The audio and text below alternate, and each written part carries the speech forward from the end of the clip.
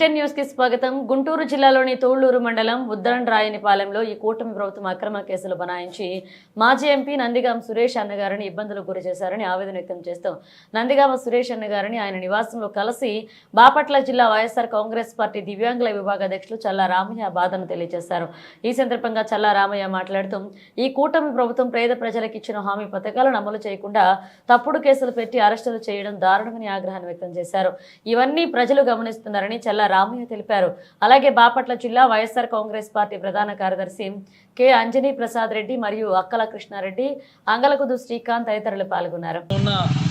Social media మిత్రులను, ఎంపీలను, మాజీ ఎంపీలను, ఎమ్మెల్యేలను అరెస్ట్ చేసే పనిలో ఉన్నారు తప్ప ఎన్నికల ముందు లోకేష్, చంద్రబాబు నాయుడు చెప్పిన ఈ కూటమి ప్రభుత్వంలో ఉన్న నాయకులు చెప్పిన ప్రజలకు ఏ హామీ పన్ను కూడా ఒక్క పథకం గురించి కూడా ఏ సమస్యను పరిశీలించుకోకుండా ఈరోజు సోషల్ మీడియా మిత్రులను, మాజీ ఎంపీలను, ఎమ్మెల్యేలను అరెస్ట్ చేసే పరిస్థితిలో ఉన్నారు. ఈరోజు రాష్ట్ర ప్రజలందరూ కూడా చూస్తూనే ఉన్నారు. అలాగే బాపట్ల మాజీ ఎంపీ అన్న నందిగామ సురేష్ అన్నను కూడా అన్యాయంగా తప్పుడు కేసులు పెట్టి కొన్ని రోజులు సుమారుగా 150 రోజుల వరకు కూడా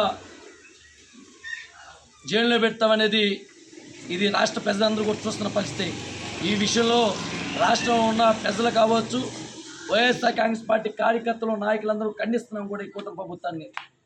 ఇప్పటికైనా చంద్రబాబు నాయుడు, లోకేష్ ప్రజలకు ఎన్నికల ముందు మీరు చెప్పిన హామీలు ఏ ఉన్నాయో అవి కొనసాగించమని చెప్పి మేము తెలియజేస్తున్నాము.